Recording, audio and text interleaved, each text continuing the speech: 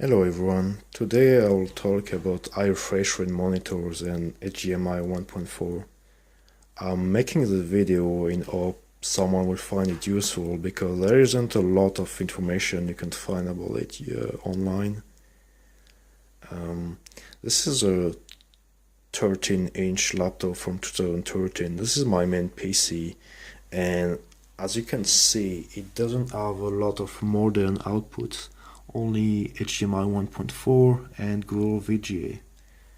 A lot of people will assume this means you can't use like a 1080p monitor with high refresh rate on it, and because you will need HDMI 2.0 or DisplayPort or DVI dual link in order to do that, but this is not entirely accurate. HDMI 1.3 and 4 have enough bandwidth to support 1080p at least 120 Hz. However, this is really depending on the monitor itself, because a lot of monitor won't accept such a refresh rate from HDMI. In this case, the monitor I have is a ViewSonic XG2401. I bought it a few months ago. Simply because it is one of the only monitors that just accepts it natively. You don't really have to do anything special, you just plug it through HDMI and it will allow you to select 120 Hz. However, a lot of monitors aren't like this, and they will just show 60 Hz as the maximum refresh rate from HDMI. However, that is not the end of the story, because there's a tool called custom resolution utility. The link is in the description, and you can use that tool in order to add resolution and refresh rate other than the one the monitor suggests you.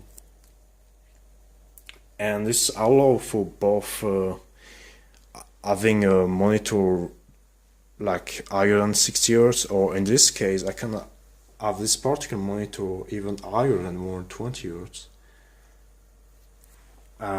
So for instance, when I was visiting a friend, I tested this with his monitor, which would only allow 60 Hz through HDMI. And what I found out is that I was unable to reach 120 Hz,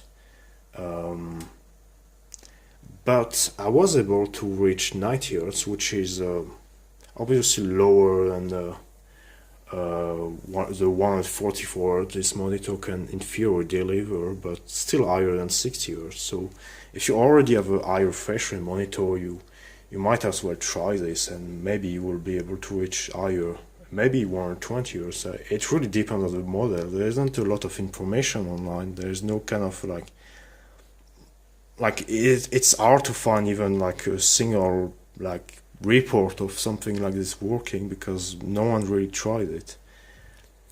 But either way, with this monitor in particular, I've been able to, not this one, I've been able to achieve 140 Hz. And to add a custom resolution, you click on this button, and from there you enter the refresh rate.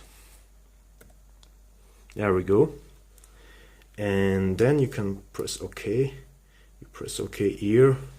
Then you need to either restart your graphic driver. For me, it doesn't actually work. I need to restart my PC.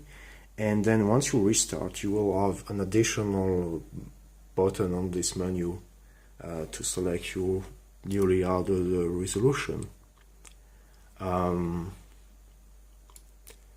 So as you can see, you can type whatever you want, but there's one important limit you have to keep in mind, and that is a pixel clock.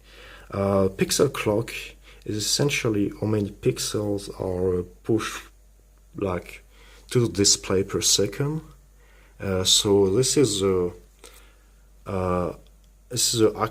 active number of pixel plus some reserve pixel reserved for synchronization. I will talk about this a bit later.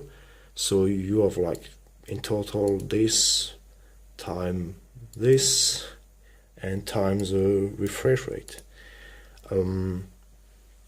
So in this program you have several presets that allow you to pick these values for you, and so this particular pixel clock limit depends on your GPU. In my case it is about 300 or 301 megahertz. It can also depend on your monitor, so you may want to play around it if there's a monitor side limitation, but either way I am basically limited to like 301 megahertz, so I have to make sure it doesn't exceed this. And you have several presets which allow you to reduce the, if I can get it to focus, that would be nice. There we go, that's much better. So you have several options. So with this we can go a bit higher. You can know you exceeded the pixel clock if you apply it and you don't see it in the drop down menu. It means that it is too high for your particular GPU.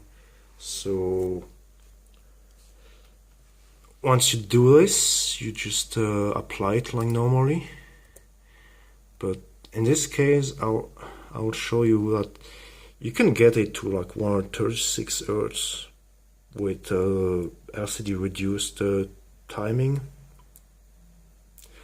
However, you can go even further by selecting manual and reducing it yourself. This is the way I got 140 Hz working. So yeah, very tight timings. What the timing exactly mean, I'm not really sure what it means on the LCD, because on the initially it was for CRTs, for like the electron beams after a scanline, for it to like go from the right of the screen to the left. But on the LCD I'm not exactly sure what it means. I'm going to assume it helps for the stability of the signal. But yeah, I sadly haven't been able to achieve 142 Hz, 144 Hz. I've been able to display 142, but it was a bit glitchy, with like one line being misaligned compared to the other, and 144 Hz. So the timing was so tight and low that it was just displaying a black screen. So sadly there's no way to do this with HDMI, as far as at least with this particular setup. Maybe with a different setup it could be achievable, but I haven't been able to. But that's already much better than 120 Hz and way better than 60 Hz. Some people say HDMI 1.4 is limited to. So yeah, here you have it. Oh, one more thing.